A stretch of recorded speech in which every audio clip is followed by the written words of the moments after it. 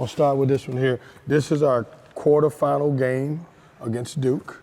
Oh, yeah? Oh, that was a favorite. That's the game right before we went to play UVA, so you would have that. I want to give you, this is our semifinal game, actually, to go to the Final Four, where we were South-Region champs. That was against Duke also. This is the one that we went to the Final Four. Yeah. And then here, I think you'll really like this one because where am I gonna put this we've been waiting on this one since 1987. Yeah. And here's the tournament championship. We are the champions, and against Carolina, who you spoke about a little bit. Just a little bit. Just a little bit.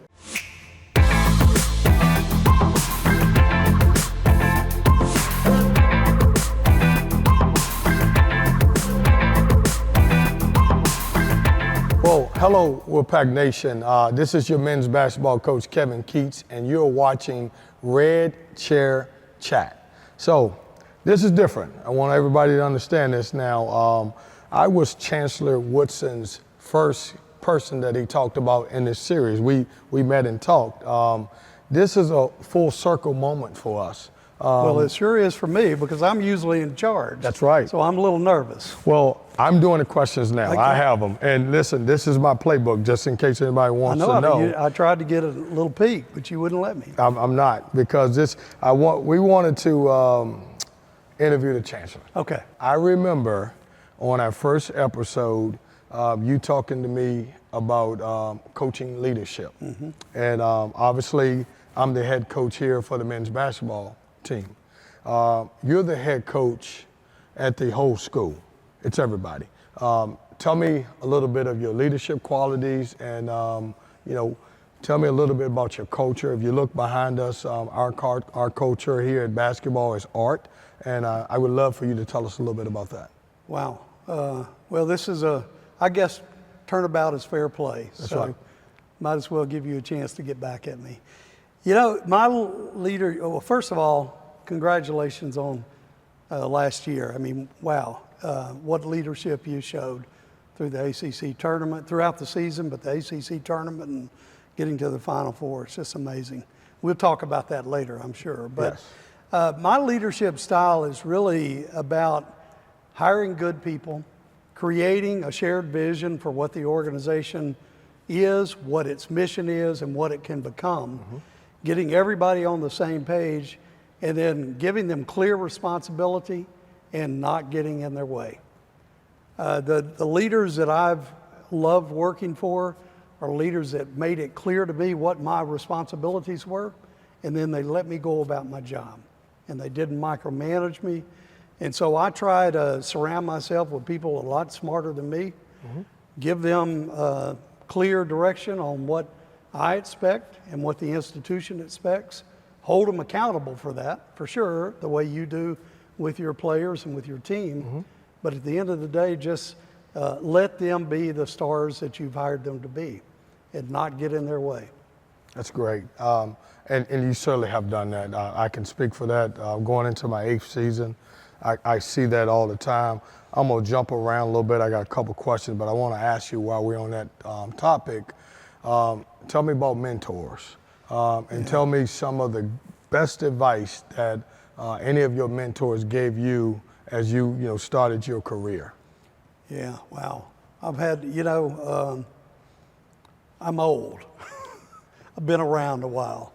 I've had a lot of mentors. I've had people I've learned from, positive and negative. I mean, you take a little bit away from everybody you're around. But really the strongest mentor I ever had that I still attribute a lot of my career to is a dean I worked for back at that university that we don't name a lot now after the Final Four. That's right. But I worked for a dean that Vic Lechtenberg was his name, and he hired me as a department head. He saw things in me I didn't see in myself, and gently corrected me to when I was maybe getting off path a little bit or off out of kilter with what we were trying to accomplish, but just gentle nudging and so I attribute a lot of what I learned about leading within a university to working with and for Vic. Ultimately, I became his boss. Yes. Yeah. Which is a little, he laughs about it, and we both do, and he always would introduce me and say, you know, be careful who you mentor, because one day you may work for them. That's right, that's right. No, I think that's a great story, because mentors mean a lot, and they teach you a lot. Let me ask you this, and I've done some research, but I'm gonna let you tell everybody else. You know, long before I was a basketball coach, I thought I would be a football coach. Ladies and gentlemen, you've heard it here first. Yeah, I did. And, Coach you know, Doran. yeah, I don't want a football job. But I decided to go this direction. What did you do before you were a chancellor, and how did you decide that you wanted to be a chancellor? I can tell you that I didn't dream of being a chancellor until I became chancellor. So that was not a goal necessarily. I went to college like everybody else does to, you know, learn, and I didn't know what I was going to do, and then saw all these professors that love teaching and love doing their research, and I got excited about being a professor. So everything for me has been a step. It hasn't been a journey to become a chancellor. It's been do what I need to do to become a professor, be the best professor I could be, and then somebody's watching. You know, if I could say anything to young people, it said, you know, when people have dreams about becoming a chancellor, my advice to them always is do the job you have now really well, right. And learn everything you can, and I guarantee you somebody will be watching, and then you'll get another opportunity. So for me, it was just a progression of being a professor, being a department head, being asked to be a dean.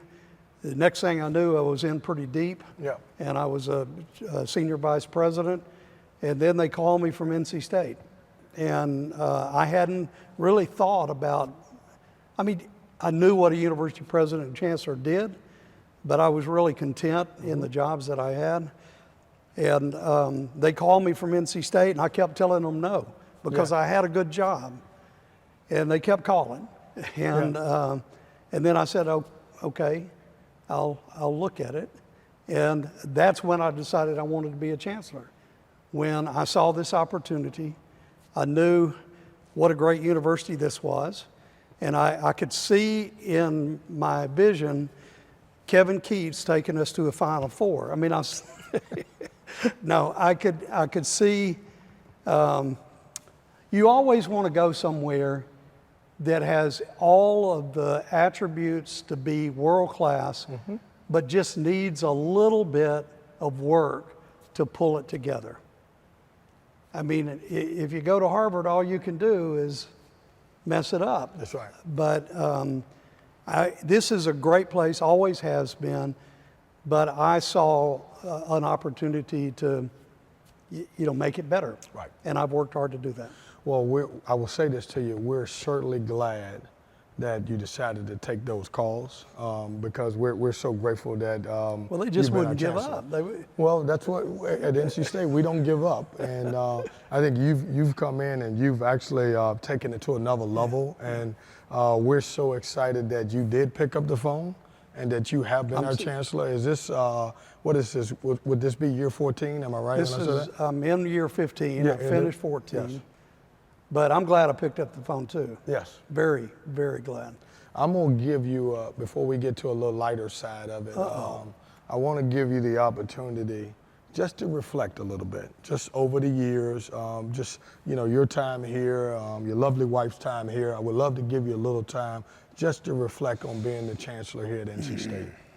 Well, you know, somebody, because I've announced my retirement, everybody that I see, you know, says, what will you miss?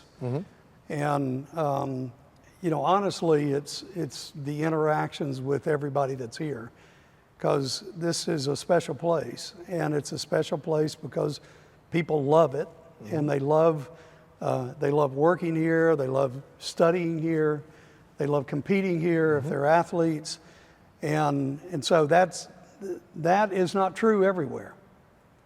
I mean, it is to a certain extent, but here it really, the culture of this place is really special. So, you know, I didn't fully appreciate that coming in new, but over the years I've embraced, you know, every time we do retirement events, I mean, people will spend their entire career here. It's, you know, it's a special place, and Raleigh's a special place. So Susan and I will have made this our home, and we'll still be here when we retire.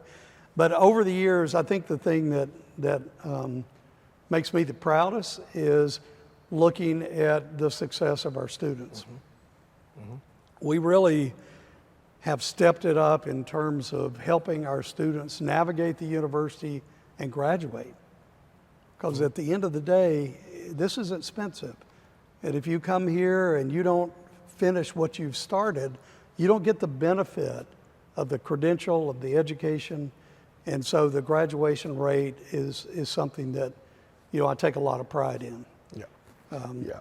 But, you know, look, we could talk for 2 hours about... And I completely believe that you and I had a chance to talk, you know, a couple of weeks ago when school started, and I think we got the biggest freshman class that we've ever had, yeah. 5,900. And that certainly I can attest to the fact that you do love our students, and I think they know that too. And so I'll thank you for that part of it, because none of us will be here if it wasn't for our student athletes. Yeah. I remind everyone, you know, that first day of class when everybody's moving in and you get lulled into this summer ease, and then suddenly 38,000 students come back. Yeah. And it's like the traffic, and they said, man, it's so convenient around here when the students aren't here. Yeah. And I'm like, well, if the students aren't here, we don't need you. That's right. We don't need me. So thank goodness they're back, and they're back in large numbers. Yeah, our basketball team comes in for both summer sessions, and they can move the way they want to. Yeah. And I tell them, just remember they're going to be over 30-some thousand students soon, so you won't be able to. It's a little easier to navigate those scooters in the summer. That's right. Absolutely. Absolutely. I see your athletes riding around on You scooters. Remind me, and you tell me if you see another one, because I don't want them on those scooters. I know, I tell them. They're too tall to be riding those scooters. I see them, I tell them. I said, Coach Keatts, know you're on that scooter? Yeah. So you have been a huge supporter of athletics. We've talked about it. You came and talked to our group, you know, when we started school, our whole athletic department. And you've seen a lot of things in your years. I'm going to ask you of the one memory and the memories that you cherish the most. One thing I would say is I'm looking down here, and there's you know, an ACC championship and a soft region Final Four championship. Yeah, not trying to tell you what to say. I'm just throwing that out. There are some great moments, but there is a really good moment that just happened in April, March. Just throwing that out. Yeah. But it's your answer. I just want you to know. Well, you've done a pretty good job answering it. Honestly, over the years, there have been a lot of special moments. Yeah. But it is really fair to say that as a community, as a university, this year has been phenomenal. Right. And really, your run in the ACC tournament, I mean, what a magical 5 nights, 5 days, 5 teams, all of which have won a national championship in the last 20 years. That was, it was huge for your program, huge for the university, and it was without a doubt the most magical thing that I've experienced in my life, actually, in college athletics. Now, having said that, you know, we've got a lot to celebrate. You know, watching our fans react to a big win against Clemson, for example, which we've had several now. Every win, and I'll say this, on television, every win against UNC, no matter the sport, is special and is cherished by all of the alums and this university chancellor. Watching the women win 3 straight ACC championships was amazing. Watching Our women cross country team win 3 straight Yes. national championships. All of these, what I've come to appreciate is how hard every athlete works for their sport and for their university. And so I take a lot of pride in that every day. Yeah, and to echo, Chancellor, what you said, man, I'm amazed every day. Certainly our run was magical and love it, and I thought it was tremendous.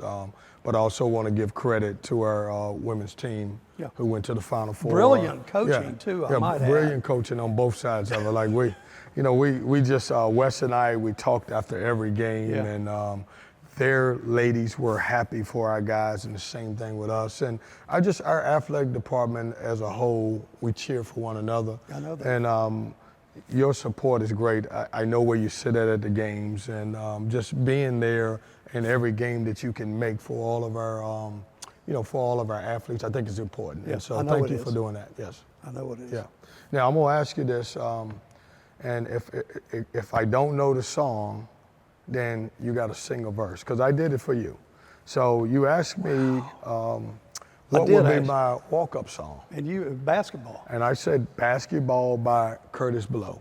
Basketball is my favorite sport. I like the way they run up and down the court, just like I'm the king on the microphone, like Dr. J and Moses Malone. I like slam dunks and take to the hoop.